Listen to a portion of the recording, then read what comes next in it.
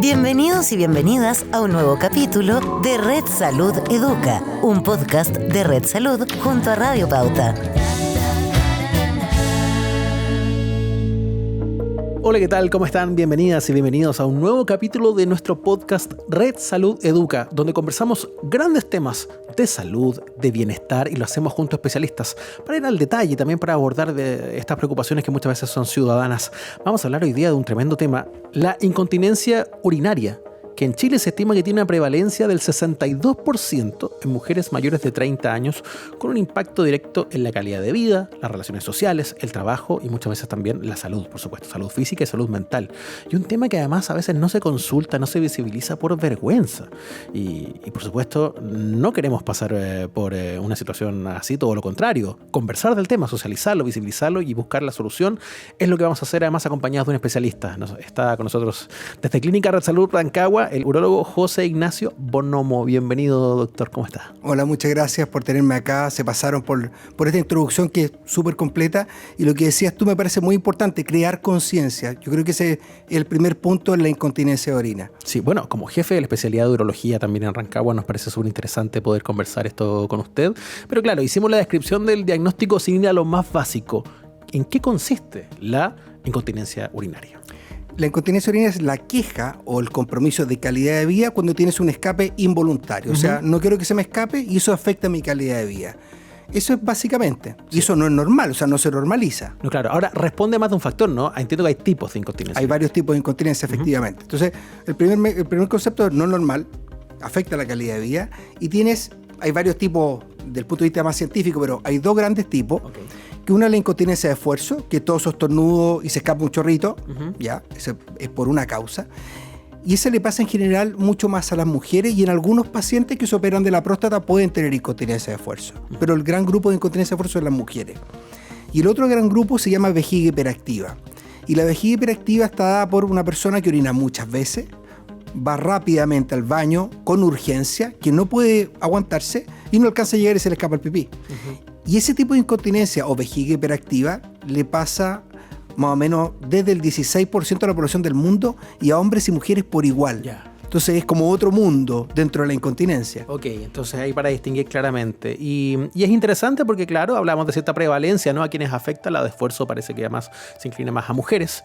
Pero para poder además configurar mejor esta imagen, factores de riesgo, por ejemplo, hay ciertas conductas, hábitos, algún elemento que diga como esto causa una mayor probabilidad de padecerla. Sí, es un buen punto.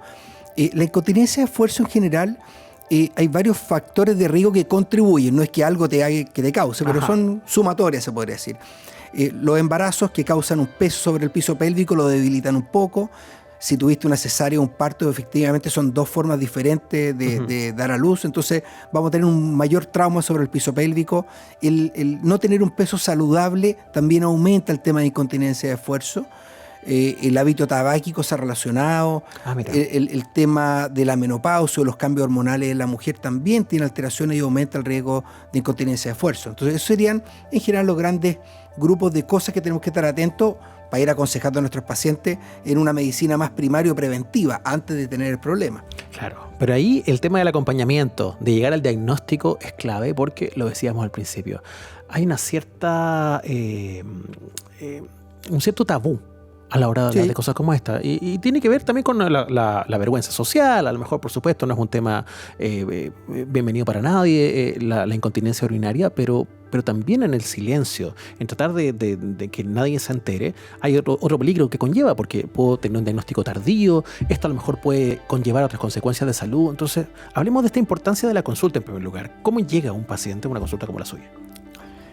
A ver, en primer lugar, yo te diría, como conversar un poco más de la mitad de las mujeres van a experimentar incontinencia de orina a nivel mundial. Entonces, es muy frecuente y en general aproximadamente 1 de cada 4 mujeres consultan. Entonces, hay una tremenda brecha. Ya, tenemos una tremenda brecha. Entre lo común que esta situación versus la gente que de verdad dice, de verdad va. Voy a hablar con un especialista. Ya, y ahí este espacio es muy bueno porque, del punto de vista, uno también tiene que hacer una autocrítica de estar al debe en la crear conciencia de que esto no es normal.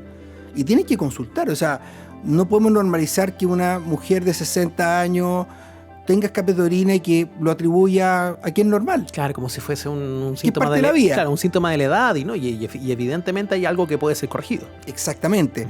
Y entonces lo primero es crear conciencia para que vayan a consultar. Y lo segundo es que cuando tú hablas de corrección, que es perfectamente el tema del tratamiento que queremos realizar en los pacientes, no siempre es operar a los pacientes. O sea, pasamos por varias líneas de tratamiento, desde conservadora hasta más quirúrgica, con el fin de mejorar calidad de vida. Ese es el concepto detrás de esta patología.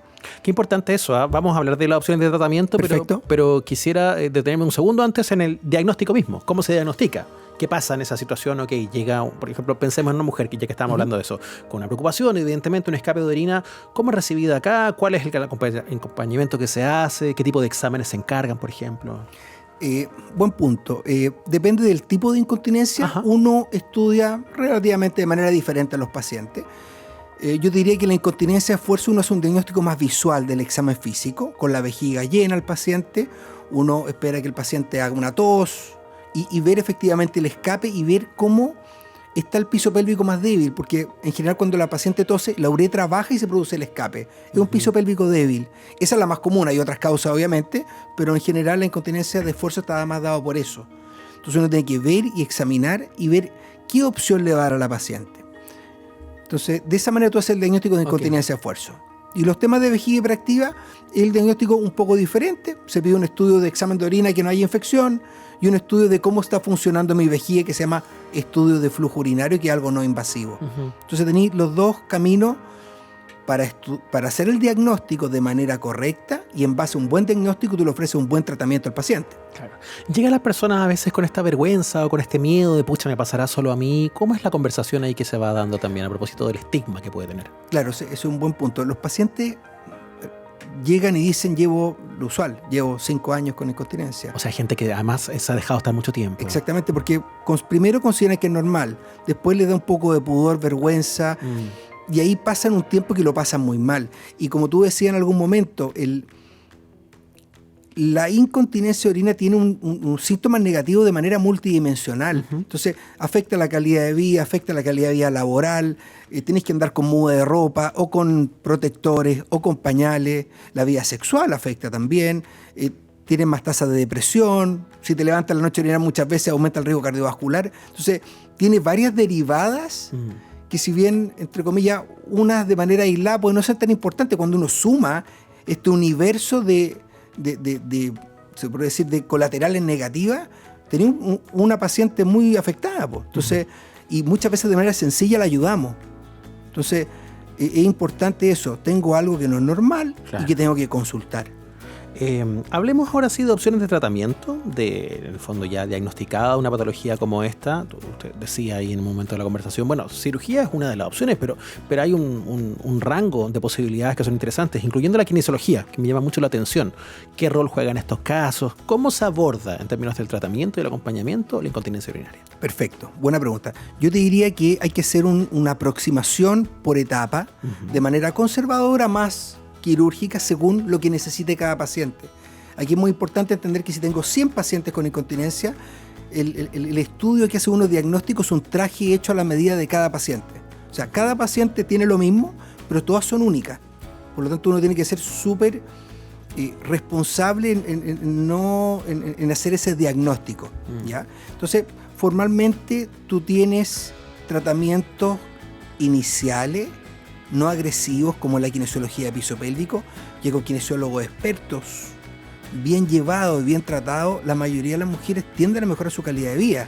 ¿Esos son ejercicios para fortalecer esa zona? Exactamente, pero son ejercicios hechos y guiados por un kinesiólogo experto en esta área. No es el típico ejercicio de Kegel que uno aprieta y suelta, que tiene su rol, pero si queremos lograr resultados satisfactorios y potentes, necesitamos partir por fisioterapia de piso pélvico por un buen kinesiólogo o kinesióloga.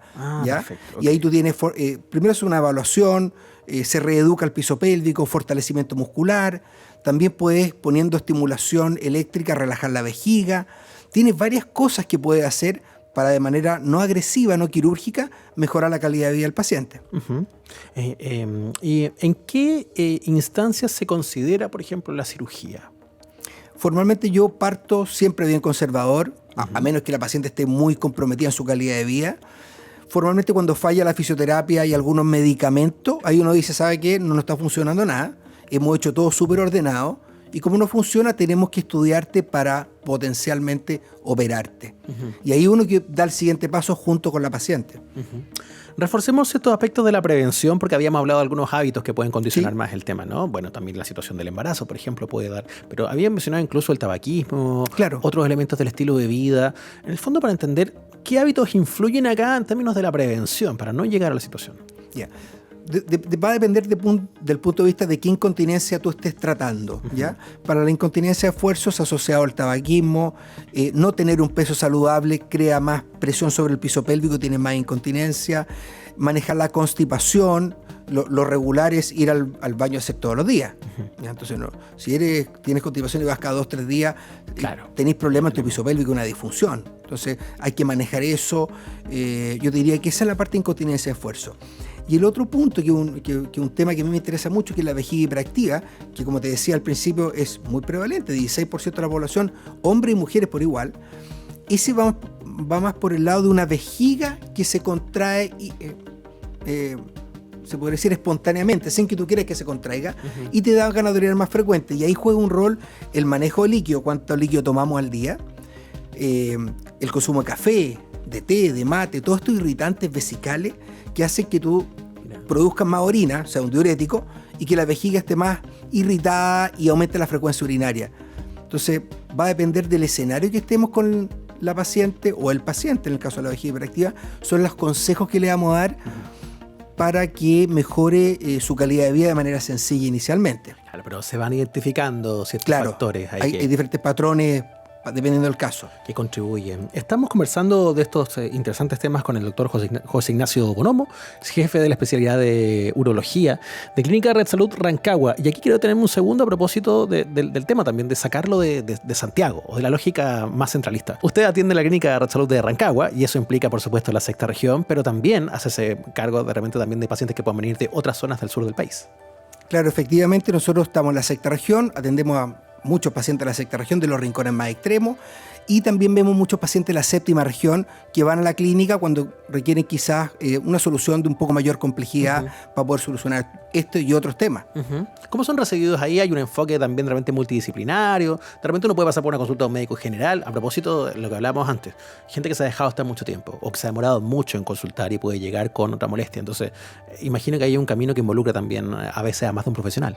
Sí, yo te diría que son dos cosas. Uno, la paciente con incontinencia de orina muchas veces va al ginecólogo o al urólogo inicialmente, pero cuando hablamos del punto que tú dices, equipo multidisciplinario, es clave en las patologías del piso pélvico, donde tú necesitas formalmente un urólogo, un ginecólogo de piso pélvico, un coloproctólogo que vea la parte digestiva, kinesiología de piso pélvico. Entonces, cuando en la pelvis femenina hay mucha estructura. Por lo tanto, no todo es la vejiga, no todo es el útero. Hay varias estructuras que tenemos que hacernos cargo y muchas veces necesitamos apoyo de otras especialidades. Por lo tanto, cuando tú logras tener un equipo comprometido de manera multidisciplinaria y cuando te necesito, te llamo, estás, al final la beneficia a la paciente. Así es. Porque le da una salud de mejor calidad, enfocada en ella. Qué importante junto con hablar de la salud es también hablar del financiamiento, porque son temas que están completamente unidos a la hora de la perspectiva del paciente. Se lo pregunto porque hay un bono PAD FONASA para casos de incontinencia urinaria femenina de esfuerzo.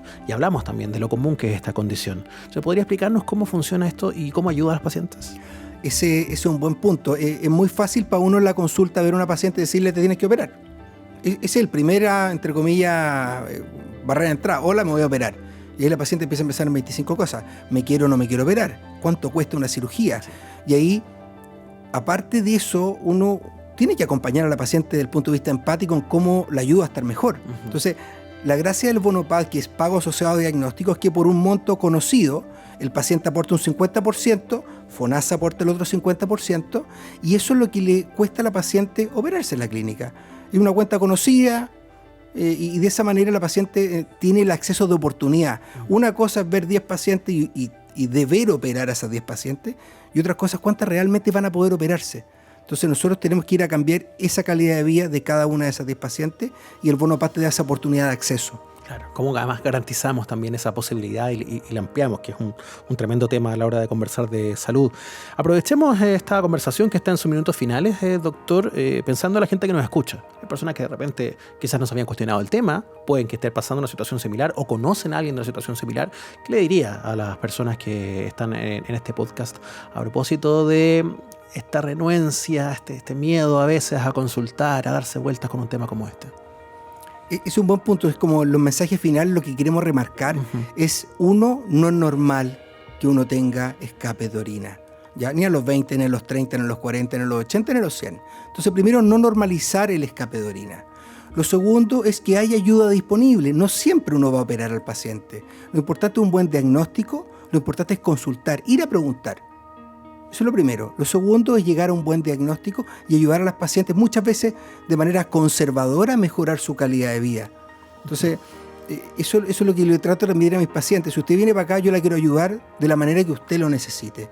No siempre vamos a terminar en pabellón, solo lo que usted necesite. Doctor José Ignacio Bonomo, jefe de la especialidad de urología de Clínica Red Salud Rancagua, muchísimas gracias por estos minutos para conversar con nosotros en este podcast. Se pasaron, muchas gracias por la invitación, muchos saludos. Nos encontramos en un próximo capítulo. Esto fue Red Salud Educa, un podcast de Red Salud junto a Radio Pauta. Escúchenos también en pauta.cl.